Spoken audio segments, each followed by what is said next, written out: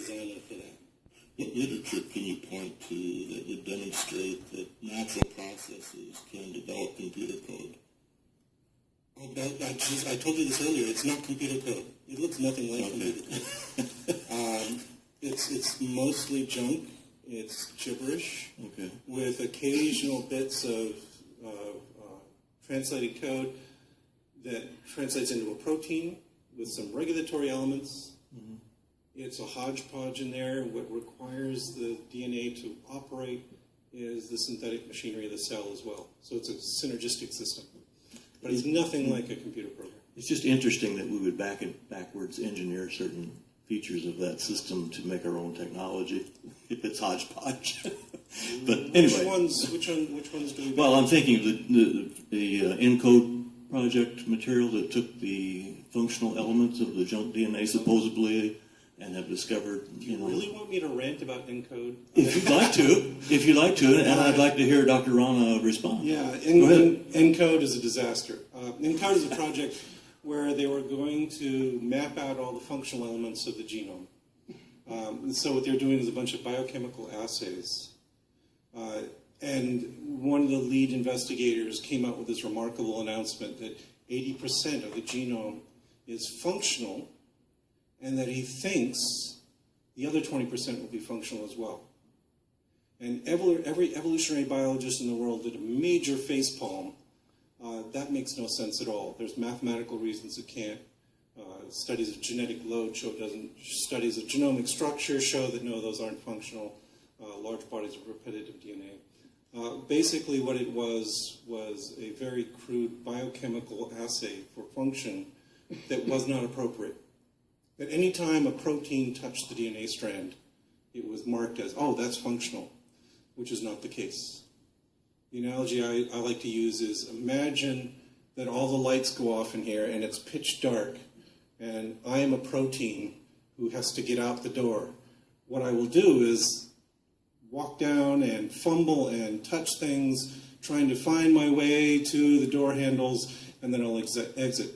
Does that mean that every single person and chair and object that I touch is functional? That that's its purpose, is to help me get to the door? I think that's ridiculous.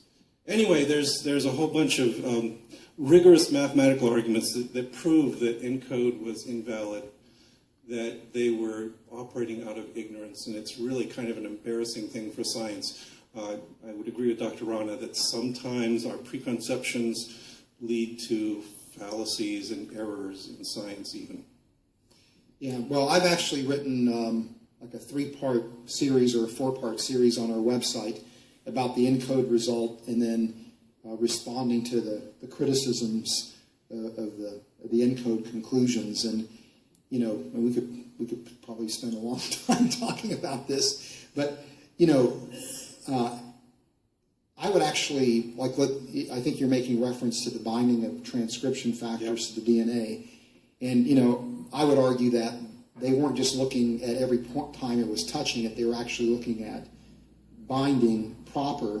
And I would grant that there's going to be some binding that very well could be non-functional, but just intuitively as a biochemist, if you're going to have that much binding that takes place that is, you know, quote-unquote non-functional, it's going to create such a mess that you would think natural selection would weed it out. Or, you know, a huge amount of the genome is being transcribed, you know, and to have that level of transcription, I don't know what the figure is off the top of my head, 60 or 70% being transcribed.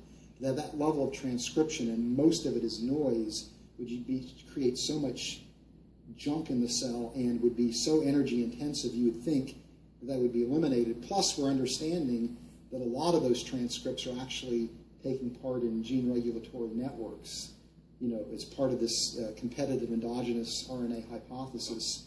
And so I feel like the ENCODE results were by and large reasonable. And I thought the way they defined function was consistent with how we typically define function when we're doing biochemical assays. So I think the results actually are sound. Okay, well, you know, we know that spurious transcription is a real phenomenon. It happens. The fact that... And again, I wouldn't dispute that, Yeah. but I would say to the degree that it's being claimed, it seems hard to imagine if it's not functional.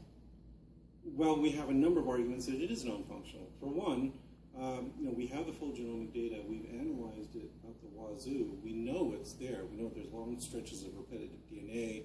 There's parasitic DNA like lines and signs. There's endogenous retroviruses. And those make up over half the genome.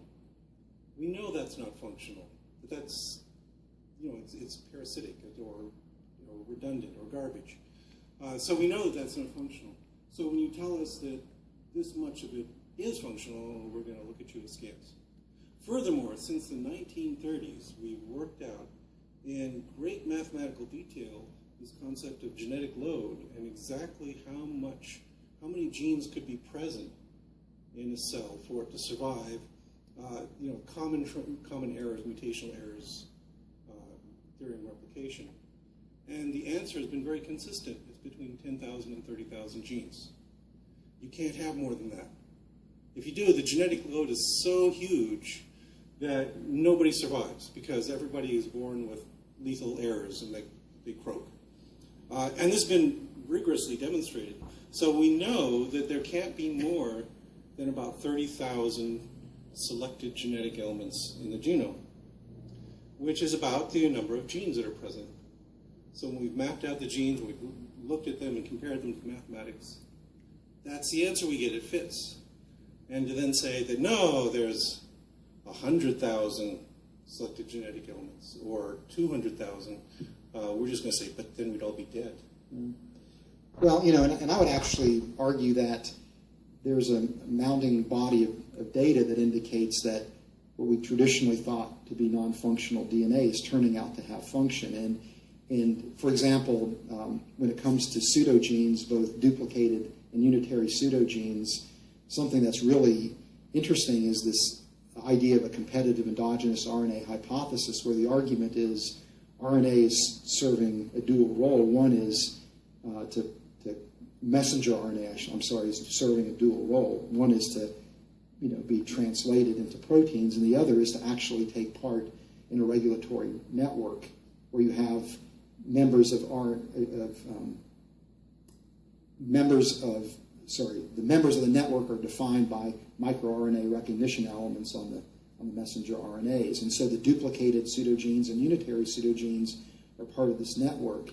And their similarity to, in the case of duplicated pseudogenes, to the quote-unquote parent gene is actually necessary in order for the microRNA recognition elements to bind and be for that to function as a decoy to sop it up. So the point is that what we traditionally thought were non-functional elements, that you'd look at the ENCODE results and say, well, we know that these are non-functional. There's other studies that are actually indicating function. And it's almost as if pseudogenes, we're going from isolated examples of duplicated and unitary pseudogenes as being functional to what looks like universal functionality to me, as I'm